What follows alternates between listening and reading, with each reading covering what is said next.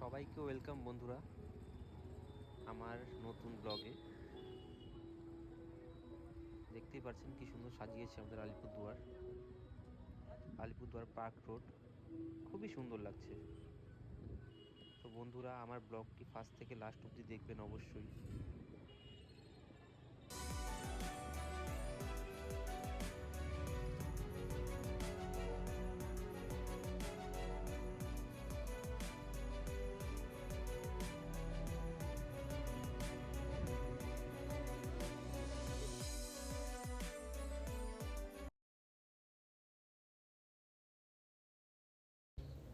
যাওয়ার পথে আমাদের আলিপুরদুয়ার ডুয়ার্স কর্নার